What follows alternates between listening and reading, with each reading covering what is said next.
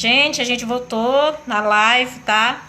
O Jackson Massal, muito feliz que ele gostou. A gente vai continuar nossa live. Vamos entrando, povo, retornamos. Dificuldade. Deixa eu escrever aqui nosso tema, tá bom? Gente, boa noite.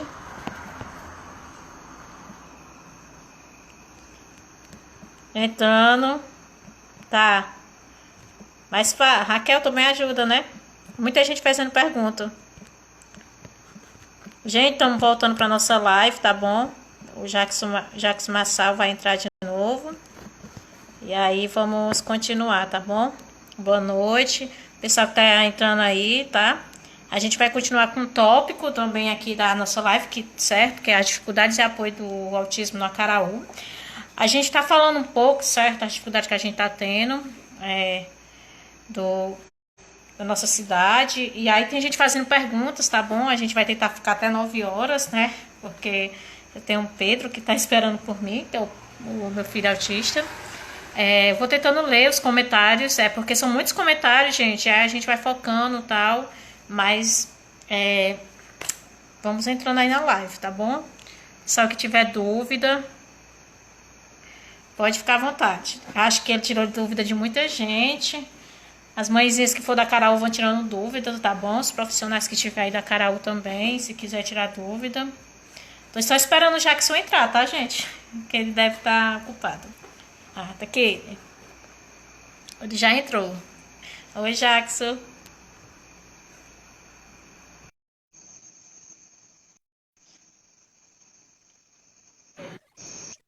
Pronto, voltamos. Gente, a gente voltou de novo para nossa live, para a gente ficar um pouco mais com o Jackson Massal. Tem gente nova entrando aí, gente, a gente tá fazendo a live, tá? O tema é dificuldades e apoio do autista aqui na nossa cidade, que é a Acaraú, tá? Já se quiser vir um dia conhecer, moramos perto de Jericoacoara, se teve a oportunidade de conhecer, pode aparecer por aqui, sabe o dia.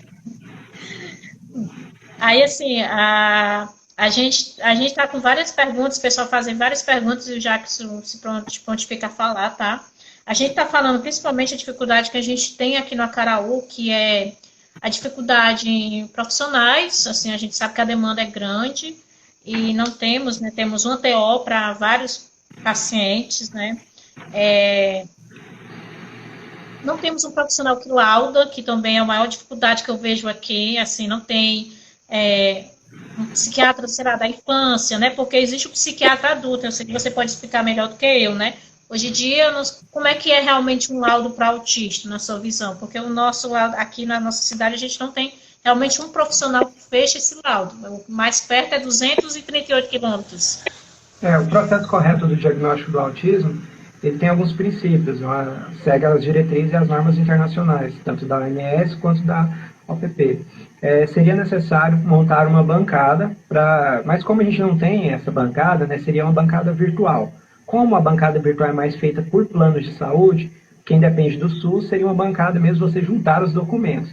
O primeiro passo é ir em um psiquiatra. Se for uma criança, no neuropediatra. Tem também psiquiatras que têm ali o perfil de entendimento para a parte infantil. Mas todos têm que ter o conhecimento no autismo, que é muito importante. Se o psiquiatra não tiver entendimento do autismo, ele vai ficar meio perdido. É muito comum os psiquiatras, às vezes, ficarem perdidos. Depois dele montar essa bancada, ele vai fazer uma avaliação rasa ali, tanto se for um neuropediatra, ou quanto um psiquiatra ou um psiquiatra infantil.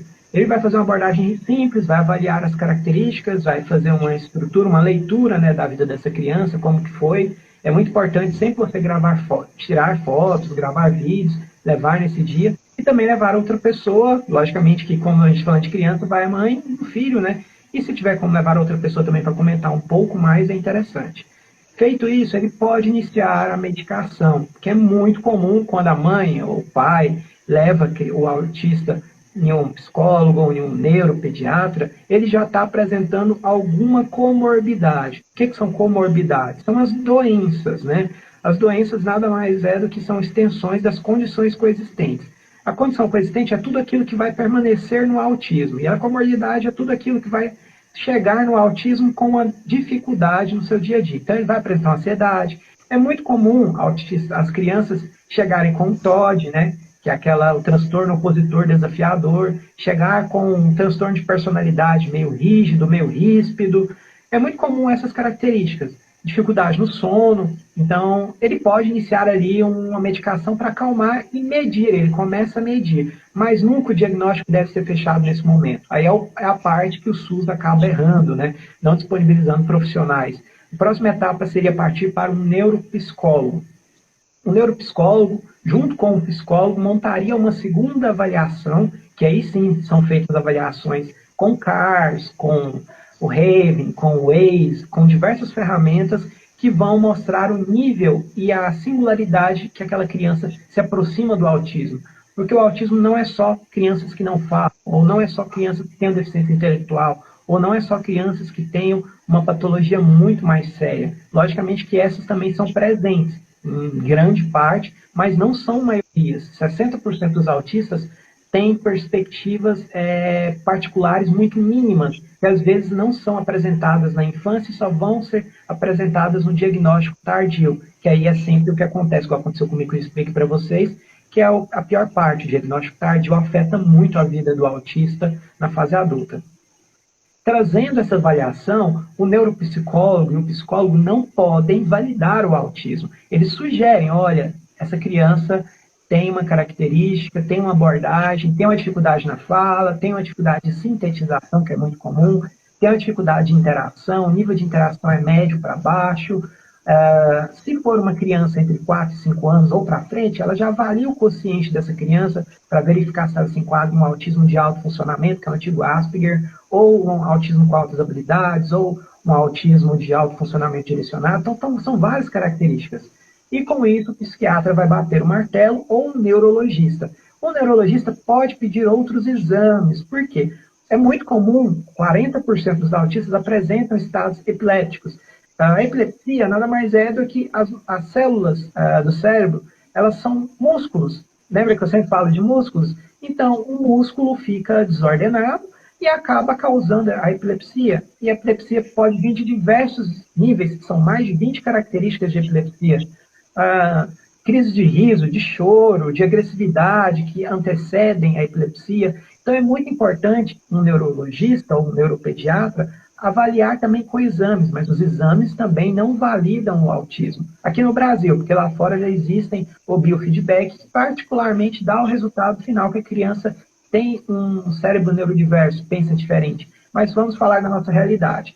Então aqui o exame ainda não consegue trazer a clareza total, mas em alguns casos vai ajudar, em outras condições coexistentes. Por quê? A epilepsia já no autismo, ela já vai ser uma condição coexistente, ela não é uma comorbidade, assim como a deficiência intelectual também não é uma comorbidade. Por quê? Você não tira a deficiência intelectual do autismo, você melhora, você desenvolve ele, mas não tem como retirar.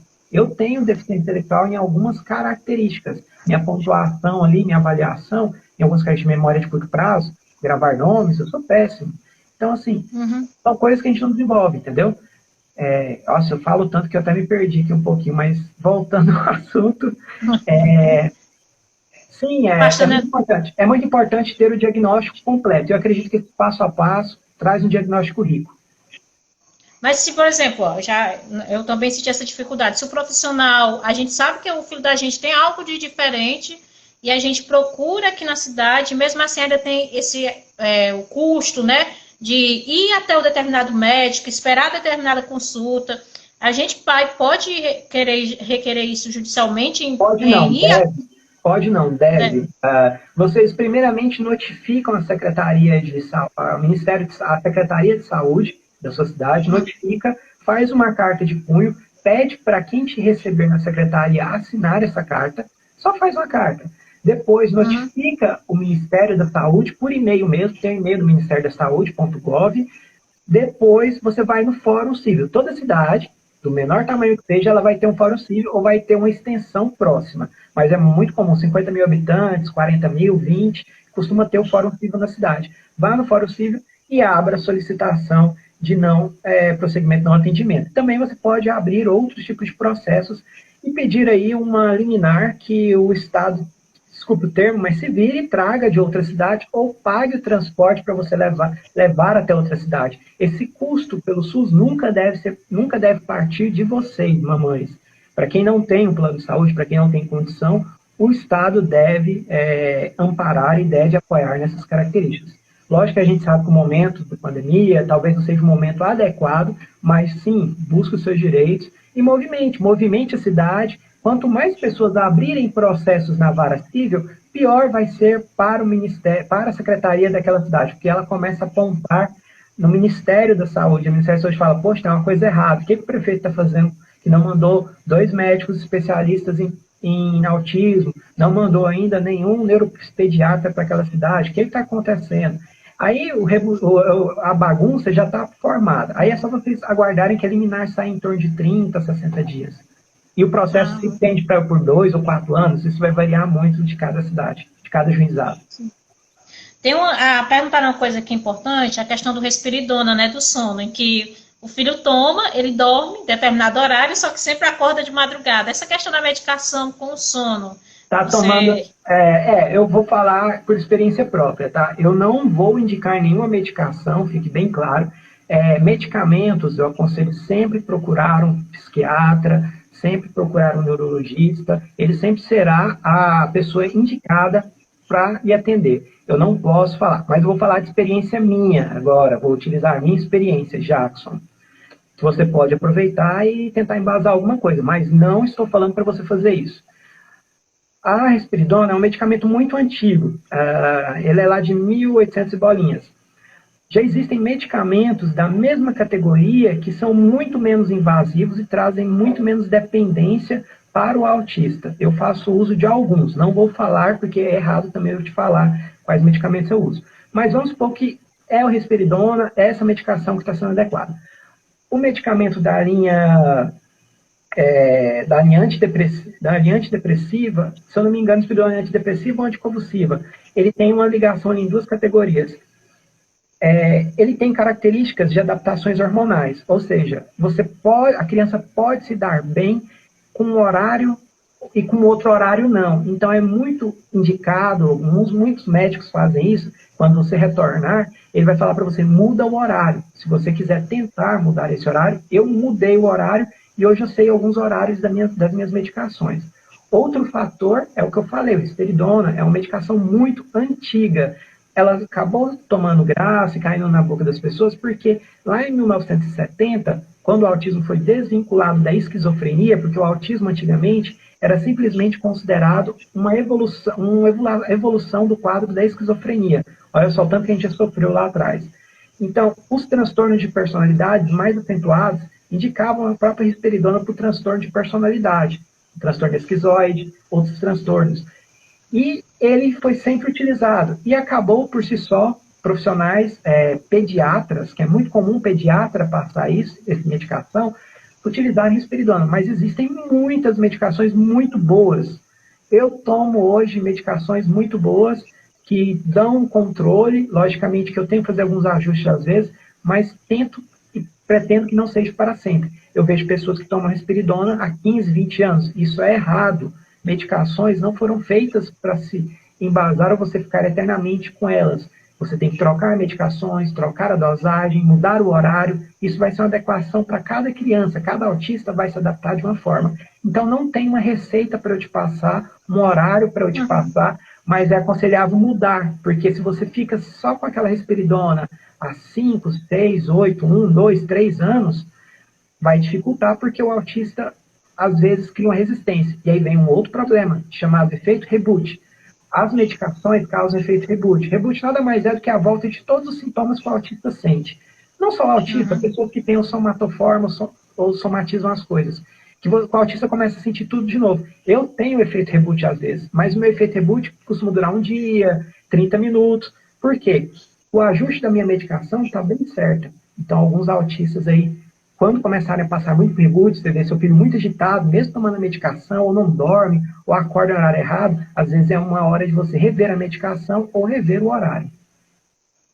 Ótimo, legal. A Miriam, de novo, ela sempre está aqui tá perguntando sobre a questão da dificuldade do autista na escrita, né? Que seria a dificuldade na coordenação motora, né? Basicamente isso, né? Sobre falar sobre essa dificuldade, o que é que se poderia fazer, né? Uma sugestão que você poderia dar nesse caso, né? Não force seu filho a escrever. Primeira coisa. Eu também, assim, quando era criança, não tinha o diagnóstico lá atrás, igual eu falei para vocês, tenho 30 anos, então, na parte ali, em torno de uns 20 e poucos anos atrás, a ortografia era necessária, era absoluta. Na escola, se você criança não passasse pela ortografia, se ela não fizesse uma risca bonita, ela não passava. Eu nem sei como eu passei. Na verdade, eu sei como eu passei, porque juntou, eu lembro até hoje, fizeram uma bancada de professores, os professores tudo querendo que eu passasse, o professor de português e o de matemática brigando, falando que eu não sabia escrever. Porque que eu olha só, tanto que era complicado. Eu fazia o resultado, eu somava na cabeça, fazia a soma na cabeça, colocava só o resultado. Não era uma preguiça, era a dor de escrever a conta, a fórmula toda. Então, evitem, expliquem para os professores, porque o professor de educação especial ele tem que entender que é uma dificuldade que o autista não é obrigado a escrever. Inclusive, igual eu falei aqui, existem normativas que, se o autista for fazer uma prova, a prova tem que ser adaptada para aquele autista daquela maneira. Tem que ter uma bancada especial para entender a forma que o autista age e pensa, que às vezes tem a sua característica, a sua divergência do meio neurotípico. Assim vale para a escrita. Autistas podem odiar escrever, e eu não vou falar nunca para você, tenta adaptar uma canetinha, um lápis lá, a borrachinha, né, que eu falei, porque eu já tentei usar aquilo depois de velho, né, como dizem, e dói do mesmo jeito. Sinceramente, para mim é uma dor e eu odeio aquilo. Para mim, escrever é a pior coisa. Já digitando, usando a tecnologia, igual a gente falou, ao meu favor, é super tranquilo. Então, por que não o professor fazer a adaptação? Ou evitar o máximo possível. Falar, evite o máximo possível fazer com meu filho escreva, porque ele tem uma hipersensibilidade no músculo, nas suas mãos, e essa hipersensibilidade causa dor, causa desconforto, isso pode ocasionar uma crise, e aí seu filho vai ficar agressivo, vai ficar rígido, ríspido. A Gorete, ela fez uma pergunta interessante aqui, ela botou assim, minha filha tem autismo leve, não sei exatamente o geral. Ela rasga as roupas, tipo blusa, vestidos, e come muito. Não mastiga direito. É normal ela fazendo a pergunta para você? Eu acho que depois, ela, geral, eu não entendi. Ela botou assim, tem autismo leve. Não sei, ela acho que não sabe se é geral, se isso é em geral, entendeu? Se é em todo mundo que tem autismo leve. O que acontece com o filho dela? Ela é uma menina, ela rasga as roupas, tipo blusa, vestidos, e come muito. E não mastiga direito. Tem duas coisas. Primeiro, é menina. Vamos falar de gênero. Vamos falar de gênero. O autismo feminino é muito diferente do autismo masculino. Isso falando de gênero, tá? Indifere, tipo ou escolha. Em gênero, por quê? Questões hormonais, questões direcionadas no âmbito feminino, alguns autistas masculinos também vão ter, isso é um pouco complicado, mas é mais o autismo feminino, vão ser sensitivos. A pessoa sensitiva, ela tem um transtorno de humor ali. Eu tenho isso às vezes. Muda com frequência o humor e é muito rápido. E isso pode ocasionar uma breve crise. Então, você tem que saber. A segunda coisa que ela falou é roupas, né? Será que essas roupas, a textura da roupa que ela está usando não está causando algum desconforto? Porque autistas têm hipersensibilidade também a cores, a texturas. Então, o tipo de tecido, será que você já tentou ver se não acontece só com um tipo de tecido ou só com um tipo de cor de roupa? São características. Já se for um transtorno de humor, aí voltamos, fazemos um retrocesso, é uma terapia necessária, às vezes, uma medicação, uma avaliação com um psiquiatra, para adequar. Isso indifere a idade, tá? Mesmo sendo 3, 4 aninhos, às vezes é necessária uma intervenção medicamentosa. Então, tem essas duas questões, mas tenha calma, paciência, porque para tudo tem como lidar, tem como tratar. O autismo feminino é uma particularidade que eu defendo muito, eu acredito que tem muito ainda para a gente descobrir e aprender. Porque o autismo feminino tem, o gênero feminino, o transtorno de personalidade é muito acentuado. Então é muito difícil você saber se não é uma crise de personalidade ou se não é uma textura, uma hipersensibilidade ou questão de estímulos. É bem diferente. Sim. A Luzia, ela fez uma pergunta que às vezes também eu me deparo muito com o Pedro, quando ele fica, acho que seria uma birra, ela faz assim, ó, quando a criança quer tudo e se zanga, se autoagride, taca a mão no chão, quando cai um brinquedo, se autoagride em tudo que se zanga, o que eu vou fazer? Aí, ela tá perguntando isso, né? Tudo que ele se Ela zanga, está ele se brincando, autoagride. ela tá brincando, Hã? ela tá brincando com o brinquedo e o brinquedo cai no chão. Isso. Do Tudo nada. que se... Ninguém interrompeu esse Ela brinquedo caiu no chão. tudo se zanga, se autoagride, taca a mão no chão, ela tá falando o gesto que ele faz. Quando cai um brinquedo, se autoagride em tudo que se zanga. Tá, aí não parece uma birra, parece mais uma crise. O que que acontece? Autistas criam estereotipias. Minha principal estereotipia é retorcer os músculos. Quanto mais eu retorço o músculo, mais eu me dou, mais eu posso entrar em crise e ficar ali anulado. Por isso que eu fico com a bolinha, com algum objeto sempre na mão. O que você vai fazer? O objeto caiu, provavelmente quebrou uma estereotipia dessa criança. Essa criança estava em um rito e ela foi quebrada. Então, às vezes, trocar o tipo de objeto por um objeto mais tátil para ela, às vezes, tentar entender se é mesmo o objeto. Porque eu fiquei um pouco confuso. Porque a birra em si, ela parte do princípio de que quando a birra já está muito próxima de uma crise, quer dizer que você está atendendo sempre o que aquela criança pede. E no autismo, você nunca deve atender o que o autista quer em 99%, porque até quando adulto são manipuladores, assim, vou falar, é difícil falar, né? Nós manipulamos algumas coisas para que seja do nosso modo, porque pensamos daquele jeito, agimos daquele jeito. Então, se ele talvez ele possa também estar manipulando. Então, você tem que ver. Se for manipulação, corte esse brinquedo, esse estímulo, depois deixe ele se espernear, deixe ele gritar, deixe ele se agredir. Depois que ele terminar, dependendo da idade, se for muito novo, começa a mostrar os machucados, começa a explicar, falar pausadamente, igual eu falei, com um tom de voz mais baixo, fala que dói, é um dodói, machuca, ó, é feio, troca o objeto para ele não ter mais contato com aquele objeto e não virar um rito, e esse rito virar uma crise, entendeu? Então, assim, tem uma divisão, tem que primeiramente entender, é uma crise mesmo ou é uma birra? É uma birra? Deixa acontecer, mostra o que está ocasionando essa birra para ele, tira aquele brinquedo que ele tem sempre gosto, troque por algo mais maleável. Se for uma crise, entenda a crise e troque por estímulos também para ele melhorar e não ter essas crises. Estavam perguntando sobre a hipersensibilidade da auditiva, né? A criança ter a sensibilidade auditiva, né? A Luciana colocou aqui embaixo. Tem vários tipos, né? Tem a hipersensibilidade, tem a hipossensibilidade, tem a misofonia que eu tenho, tem várias características. Eu crio ritos, ritos seriam formas únicas da gente seguir e usar. Por exemplo, eu não uso sempre esse meu são redutores. Tem redutores, abafadores e os fones normais. Tem vários tipos. A fono vai identificar melhor.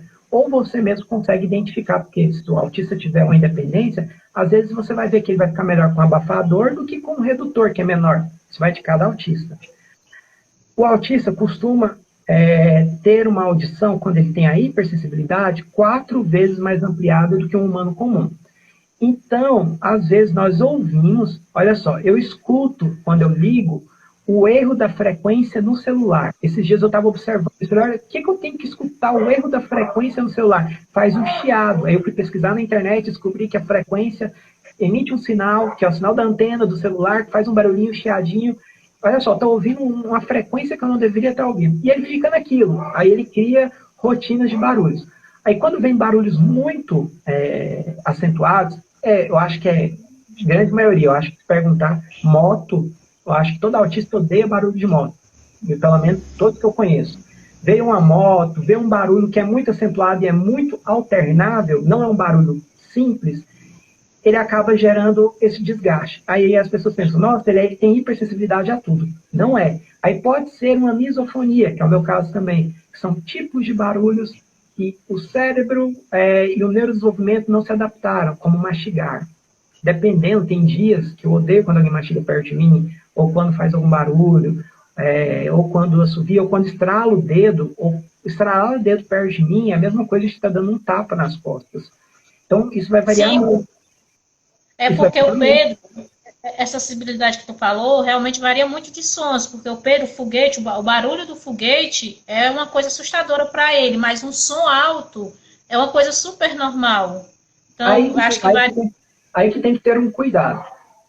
O grande problema na fala dos autistas é relacionado ao som alto. Vamos supor que você está numa festa. O som alto gera uma estereotipia que anula a fala. Pesquisas mostram que autistas que participam de ambientes muito barulhentos, mesmo ele apresentando uma adaptabilidade, mesmo ele tendo uma hipossensibilidade, que é uma diminuição na audição, ele vai ter muita dificuldade na fala. Então, por isso que eu falei lá atrás, no outro vídeo, para quem não viu, depois assista na live, que eu falo que o melhor é se fazer falar pausadamente e baixo com o autista no processo inicial da fala, porque sons altos, barulhos altos, por incrível que pareça, podem prejudicar o desenvolvimento, o neurodesenvolvimento daquele autista. Indiretamente, porque ele cria uma estereotipia e ele não vai querer falar e não vai falar mesmo. E não adianta vir com técnicas, com processos. Então, tem que ter muito cuidado com os sons. Uma vez, esses dias para trás, eu recebi um vídeo da mãe e falou, Jacques, estou com dificuldade. Meu filho não ouve, mas ele adora música. Ele não ouve o que eu falo, mas ela colocou um som lá, um som altíssimo. Eu não estava aguentando. Eu falei, ó, eu ouvi 5 minutos do seu vídeo, eu não sei como o seu filho está aguentando ouvir esse som. Jackson, mas ele está todo feliz e está pulando. Quando eu desligo, ele fica parado, pausado. Por quê? Ele criou uma estereotipia com o som. E a estereotipia anulou o processo de aprendizagem da fala. Então tem que ter muito cuidado com isso, com som alto também com o autista. Então por isso que eu uso redutores. Esse meu é redutor, não é abafador, o abafador é maiorzinho. Indico para o autista ter muita sensibilidade, ter cuidado, tom de voz na casa, papai às vezes fala mais alto, tem que entender também. Então, assim, é um processo de educação que envolve toda a família. Sim, sim. Estamos perguntando sobre a questão da tensão muscular, né? De mandíbula, o que faz com o autista quando morde as coisas. Tem autistas que mordem, né? Essa tensão muscular. É muito comum. Eu mordo, não dá para ver. Essa daqui não dá para ver, mas eu tenho mais camisas que a gola é toda mordida. Porque eu acabei na época não tendo um apoio, então eu mordo. Quando eu dou fé, eu estou mordendo a camisa. Me desculpe se eu morder e nem ver em algum momento. O que acontece? Neurodesenvolvimento, sistema muscular, ou sistema nervoso central, sistema muscular. É isso o processo do cérebro do autista. Ele tem esses pilares: cérebro, sistema nervoso central, sistema muscular, neurodesenvolvimento, músculo fica solto. Aí o que acontece com muitos autistas, com todos os autistas quase que eu vejo? Nossa, eu vejo de vez em quando, nossa, ele está com dificuldade para fazer as fezes, ele está com dificuldade para urinar, ele está com incontinência urinária. Pessoal, o corpo todo é embasado em músculos.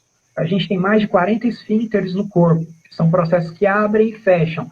Se o autista já tem o processo de ligação com o sistema muscular é totalmente desordenado, ele vai ter problema com micção, ele vai ter problema com mordida, ele vai ter problema relacionado ao bruxismo, ele vai ter dores musculares, ele vai ter problema em defecar, ele vai ter diversos problemas. Então, o processo inicial é identificar a área que a gente chama de GABA, os médicos chamam, não sou médico, os médicos falam GABA, que seria a ligação que faz justamente esse processo do sistema nervoso. Você diminui essa ligação e o autista aí sim, ele diminui as mordidas, ele diminui o processo errado de urinar, ele começa a fazer suas necessidades que antes ele não fazia, ele começa a morder menos, mas aí também você entra com processos pedagógicos, né?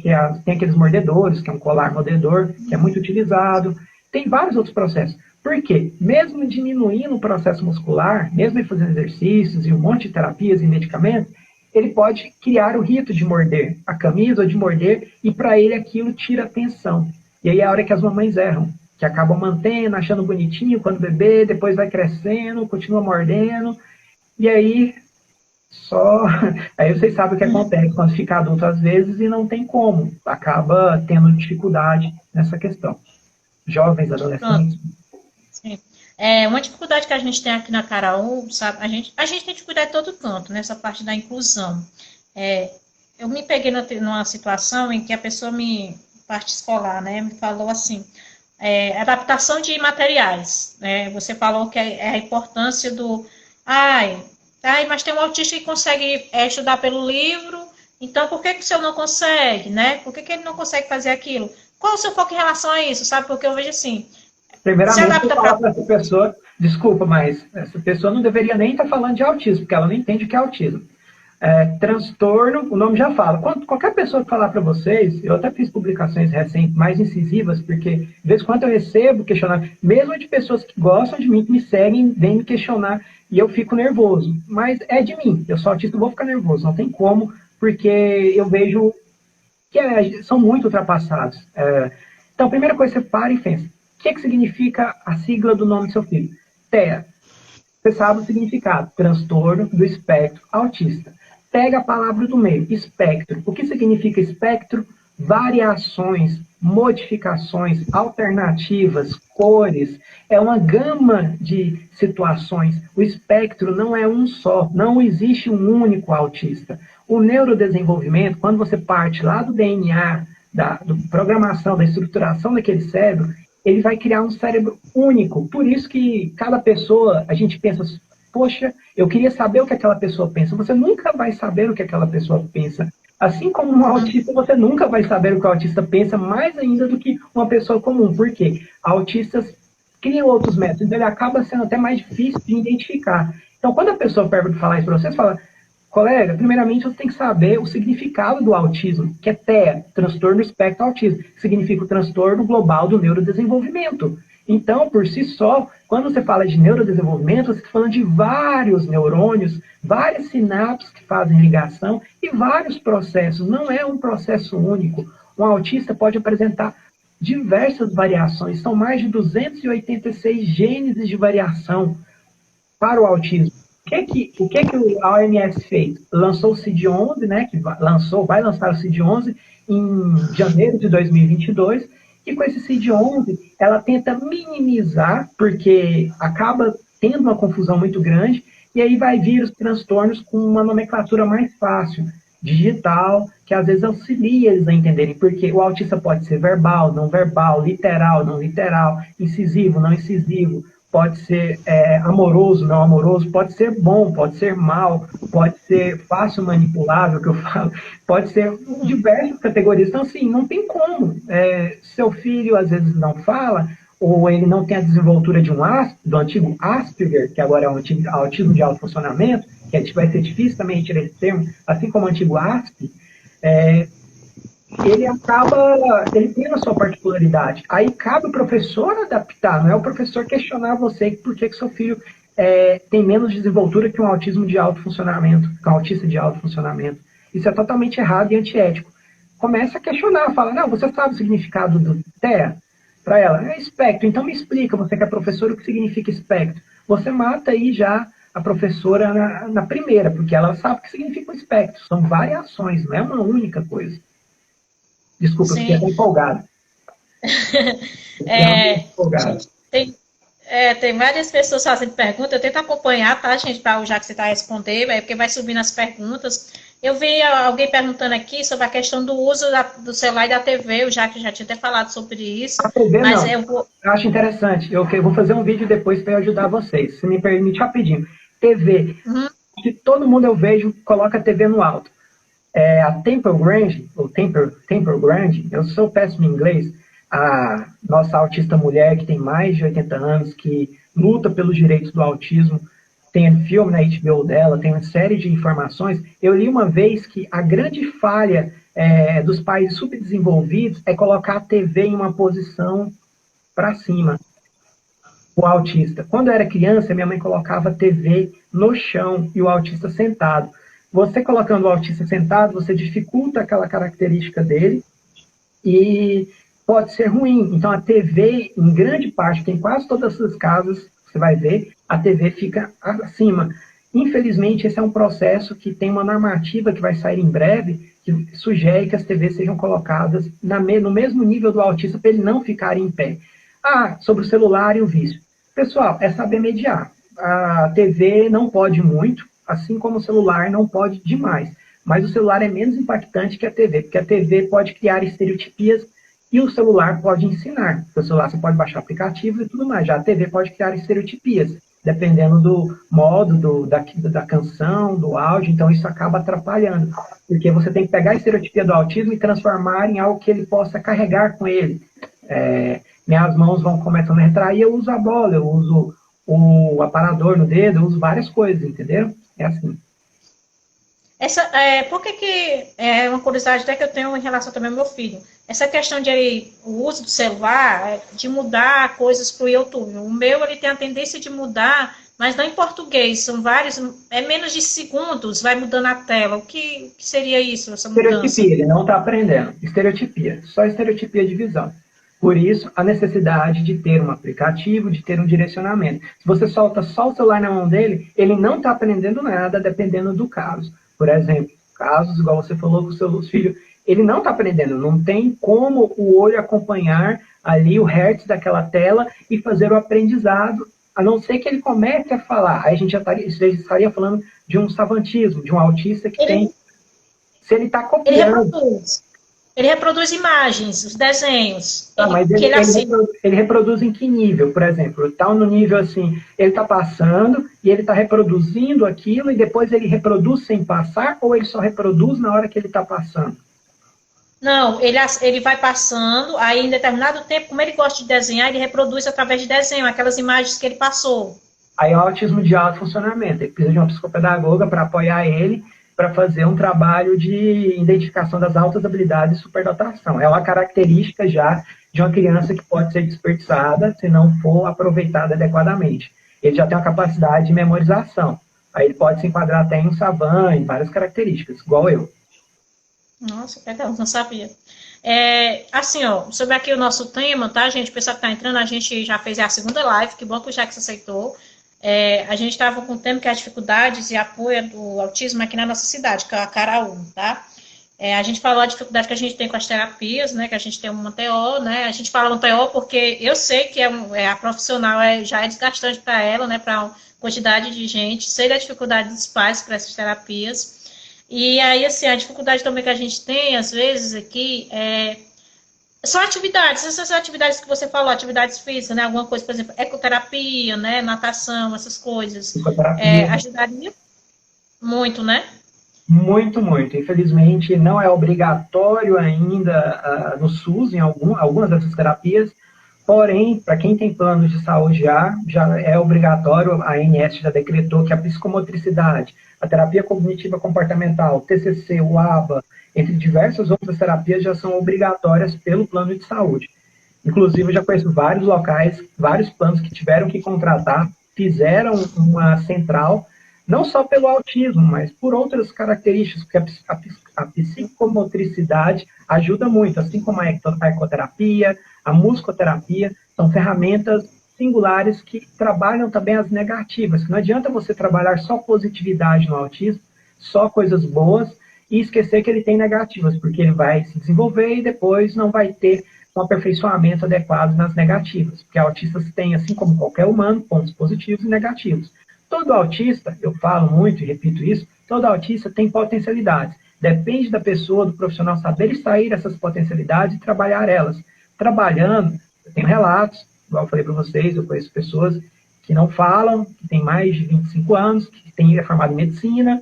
Em Rondônia, eu conheço médicos que têm uma certa deficiência intelectual, eu conheço cientistas autistas, eu conheço professores de faculdade autistas que têm uma capacidade muito boa, uma desenvoltura muito boa, porque trabalharam as potencialidades indiretamente. Foi meio que um sorteio também, porque não tinha esse processo todo hoje. Mas eu já vejo aí uma grande evolução. Infelizmente, alguns estados ainda têm uma certa dificuldade, uma precariedade, mas cabe vocês, mamães, papais, e correrem atrás do direito de vocês. Se for necessário, vá na vara civil, vá no Tribunal de Justiça, peça, abra um inquérito, que a secretaria se desdobre e traga esse profissional ou arrume métodos de levar vocês para uma cidade próxima para fazer essas terapias. Assim, você acha, por exemplo, se existe muito aquela questão, acontece muito essa transição de profissional, por exemplo, uma criança autista. Às vezes acontece muito aqui com a gente, né, que os profissionais, sempre acontece, principalmente dos SUS, né, eles passam o ano todinho fazendo aquela terapia, que é a cada 15 dias, aí quando chega no final do ano, tem aquele remanejo. Ah, sai. Não, Aí volta. isso é normal e deve ser aceito. Vou te explicar. O que acontece? Certo. Existe um protocolo internacional de pacientes que fazem tratamento. O médico tem que saber tratar aquela criança, porque você não precisa nem me completar. Seria falar que a criança não quer, ou a mamãe às vezes fica meio receosa, ou às vezes parece que não dá certo, não é isso? É isso que você queria Isso. falar? O que Sim, acontece? quando vem outro profissional. Isso, o que acontece? O profissional deve fazer um protocolo de adaptação para aquela localidade e ler as fichas de todos os pacientes. Mas isso não acontece. Aí a gente fica meio à mercê. O certo é isso, é ele fazer essa leitura, ler todos os prontuários. Antes do autista entrar, ele tem um prontuário. Mesmo sendo no SUS, o seu filho tem uma ficha registrada. Quando você identifica o autismo, ele gera o registro, independente de ser pela lei Romeu-Mion ou não, ele já vai ter um registro dentro do registro central do SUS, porque ele é uma pessoa com deficiência, independente. Logicamente que a gente sabe que tem vários níveis de autismo, mas ele é uma pessoa com deficiência e vai ter uma certa especificação e ele vai ter ali uma ficha do seu filho. Então, o processo correto é ele ler essa ficha, fazer a avaliação e lidar com cautela, com atenção, com cuidado. Não chegar e falar, vai lá e faz aquilo já, ou aquilo outro, ou toma essa medicação. Aí cabe vocês, mamães, infelizmente, tratar um pouco. Você também tem que ter, como vocês dizem, maldade, não, malícia, falar com ele assim, de um jeito que ele não se sinta tão ofendido, né? Porque você tem que pisar em ovos com alguns profissionais, e falar, faz de um modo que a gente fazia assim, estava tomando essa medicação, a terapia estava assim, entendeu? O que você acha? É uma adaptação sua, mas quem deveria fazer isso seriam os profissionais. Ah, certo, ótimo. Eu vi alguém aqui perguntando aqui sobre, deixa eu ver, sobre a medicação do uso do canabidiol, né? Canabidiol, acho que é. Aquele uso da droga, né? Alguém fez essa pergunta. É o CBD, o canabidiol, aham. Tá, Aham. o uso já é provado, comprovado, em autistas que tenham um nível de agressividade ou um transtorno de personalidade ou que tenham alguma acentuação. Um médico, psiquiatra, ou um neuropediatra, ou um neurologista pode indicar. Tem autistas que têm um certo descontrole, mesmo tomando medicações. Tem medicações das linhas que são justamente para esquizofrenia, como a carbamazepina. A carbamazepina age justamente nessa retração muscular. Já temos a quetiapina, que trabalha justamente direcionado a uma fase menos aguda, mas mais de agressividade. Temos o alprazolam, que é mais um mata-leão, que é um SOS para melhorar o autismo. O CBD ele entra ali justamente nessa fase que o alprazolam faria, porém com menos efeitos colaterais. Então, o óleo, o CBD óleo que eles falam, tem que ter uma taxa de THC aceitável, o médico vai informar a taxa de THC, porque você não pode também dar qualquer CBD para o seu filho ou qualquer medicamento sem avaliar o nível de THC, porque o nível de THC influencia diretamente no modelo da dosagem. E com isso, o autista pode até, inclusive, em vários casos que eu vejo, vem suspendendo a medicação. Ficam menos agressivos, ficam menos agitados, têm menos problemas com atenção, melhoram a sintetização, porque tem já o conjunto. Além do CBD, que é o canabidiol, tem o caiamo, que é uma outra ramificação de uma medicação que já tem estudo, tem comprovação, que age diretamente na memória, porque autistas têm muitos problemas com memórias, alguns, porque no nível de savantismo eles já não têm tanto, já depende do tipo de autismo também, mas alguns autismos, em grande maioria, eu tenho problema com memória, porém a minha memória é de curto prazo, igual eu falei para vocês, mas minha memória de aproveitamento, daqui uma semana eu sei o nome de todo mundo, eu sei o que eu falei para vocês, mas agora eu não sei. Então isso é uma dificuldade de memória. Então o caiamo entra como apoio junto com o CBD, os dois trabalham em conjunto. Então, o médico, você pode conversar com o seu médico, ele pode sim sugerir, e funciona para criança, para adolescente, para adulto. mas mais indicado nessas pessoas que têm uma agressividade, uma rigidez, que você não vê uma melhora com a carbamazepina, a quetiapina ou a prazolam, que são os mais utilizados hoje, os mais recentes para o autismo. Você acha que, se fosse para falar hoje do pontapé inicial, por exemplo, a dificuldade que a gente tem aqui nas terapias, por exemplo, seria o ponto inicial para um autista evoluir futuramente, né?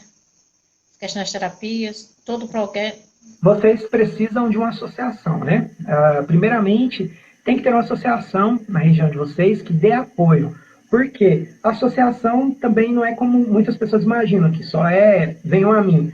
A associação é formada por mães, por papais, por pessoas como eu, como você, autistas. Eu faço parte da associação, eu auxilio várias associações no Brasil, em Goiânia também. Eu faço parte de associações também da área de altas habilidades e superdotação, também voluntário de outras instituições. Então, assim, a associação, quando começa a ter essa interação com mamães, papais, começam a vir os recursos, o governo começa a ter uma visão melhor do que é o autismo, e com isso vocês ganham força. Então, o pontapé inicial é juntar com mais mamães, mais papais da região e tentar criarem, mesmo que seja com 10 pessoas. Hoje em dia, com 10 pessoas, você monta ali uma associação e consegue, com um contador, com alguém que se também comprometa a apoiar, porque você vai ter que achar meios de apoio para o seu filho desenvolver. Essa é a melhor maneira. A maneira correta, como todos nós sabemos, deveria ser pelo SUS, pelo CRAS, pelo apoio direcionado.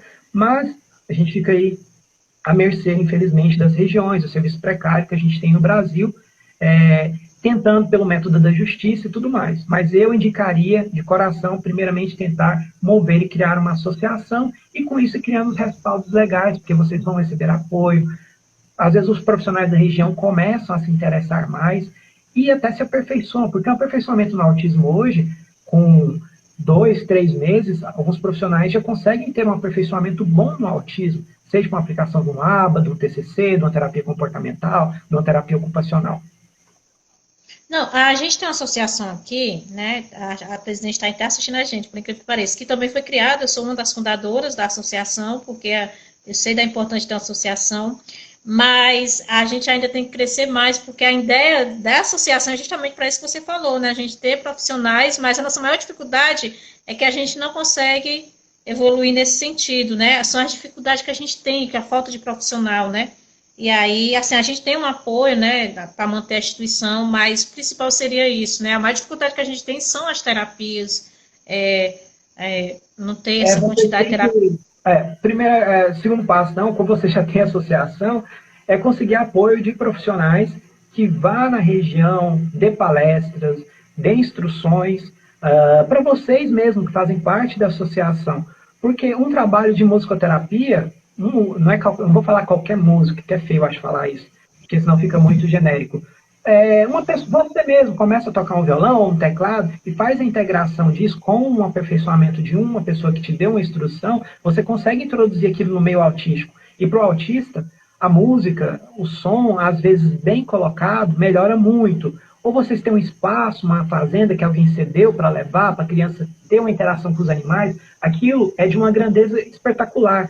Autistas veem coisas, veem modelos, veem fotos, eles já ficam muito atentos àquilo. Então, quando eu vejo alguma coisa que eu quero tirar foto, alguma imagem, eu fico parado e aquilo é muito bom e me acalma. Então, são terapias, a ecoterapia, a musicoterapia, não precisa colocar já um terapeuta ocupacional. Depois, logicamente, o próprio governo, com a própria instituição, vocês conseguindo um fundo direcionado, porque vocês já como uma instituição legalizada, tendo as assinaturas, a ata, tudo certinho, vocês direcionam justamente pedindo apoio do governo, porque o governo da sua região tem que ajudar, tem que estruturar vocês também e dar essa...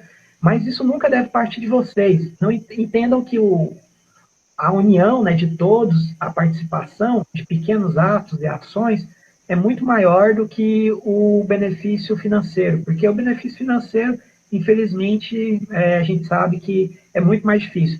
E tem muitas pessoas, a gente sabe aí no Brasil, que acabam utilizando o autismo como meio financeiro. E eu sou totalmente contra, eu não apoio nenhuma instituição que faz isso. Mas seguindo pelo caminho lógico, legal, vocês conseguindo uma licitação, fazendo esses processos de terapias primárias, eu acho um bom caminho para a sua cidade, para cidades pequenas, iniciar essas atividades. juntar o maior número possível de pessoas, porque é difícil também. Primeiro, acho que a maior dificuldade não está nem aí, está na mãe, bater no peito e falar, meu filho é autista, e que mães não aceitam ainda, pais não aceitam. Né? Tem muita, não é que tem muito autista, o diagnóstico ficou muito mais fácil, entre aspas, porém o tratamento ainda é muito precário, né? Então a gente tem os dois lados da moeda aí também.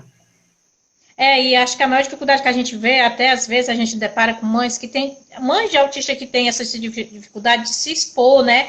E aí, às vezes, nós mães que somos ativistas, que vamos brigar ali por aquela causa, para o filho da gente, e até para o filho dela, a gente é taxada, né? Eu sou muito revoltada em relação a isso, né? Porque, poxa, é mais uma mãe que é para a nossa causa, né? É muito difícil, porque, infelizmente, é um processo de aceitação. Quanto mais tarde a mãe aceitar, mais afeto pode ter no seu filho. Logicamente que isso depende do nível, do grau, do autismo. Sempre eu respeito o nível, grau, do autismo. A gente sabe que existem vários níveis, vários graus. Mas em grande maioria, 70% que eu já falei aqui, que pode apresentar epilepsia, em 40% pode apresentar 40% de epilepsia, 70% de transtorno do sono, deficiência intelectual em 30%. Então, assim, a gente tem uma pizza ali que pode tirar que tem uma variação muito grande. Se isso não for tratado desde cedo, se isso não for amparado desde cedo, é pior para ela. E aí, até que ponto esse peso vale para essa mãe? Né? Até que ponto? Eu acho que a reflexão está mais para essas pessoas que estão aí, não querem ainda assumir, ou o papai que tem uma dificuldade, a mãe acaba ficando propensa ao pai não aceitar. Também é um grande problema, né? Mães aceitam e os pais não aceitam, isso difere e dificulta também.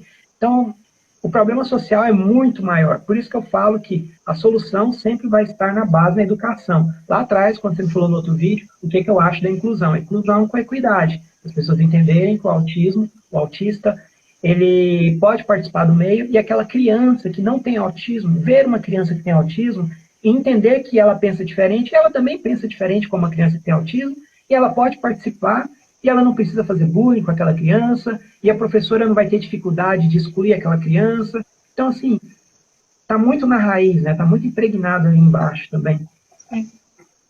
Gente, a gente vai já terminar nossa live, né? Muito obrigada. Tá muito bom. Espero a gente ter a oportunidade de ter novas lives, né? Esse momento de quarentena não está dando essa oportunidade, né? De a gente estar fazendo isso através da internet. Mas a gente vai já encerrar. Queria agradecer, tá, Jax? Eu queria, antes de encerrar, que você falasse rapidinho um pouco sobre o seu trabalho, né? Assim, qual é o seu principal trabalho hoje em dia que você está fazendo, né? Meu trabalho é ajudar as pessoas. Eu tenho um hiperfoco. Meu hiperfoco é voltado para ajudar as pessoas. Quando eu ajudo alguém, eu fico muito bem. Então, eu faço trabalhos voluntários. No momento, eu faço atividades relacionadas ao neurofeedback, são atividades para desenvolver autistas com ferramentas.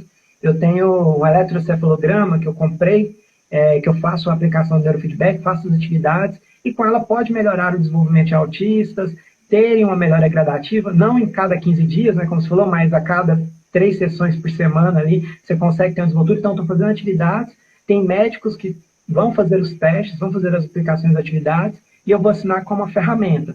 Então, assim, eu não sou médico, eu faço esse trabalho. Faço também trabalho voluntário, faço doações para instituições, estou no NAIA, no Núcleo de Apoio e Inclusão do Autismo, participo, faço apoio também para, agora eu esqueço, o Grupo de Mulheres do Brasil, eu apoio, sou o único homem, acho que apoia a instituição de mulheres, porque eu vejo que nas mulheres eu consigo extrair muitas características de mães que têm problemas com filhos autistas, e mães também que têm o famoso fenotipo ampliado do autismo.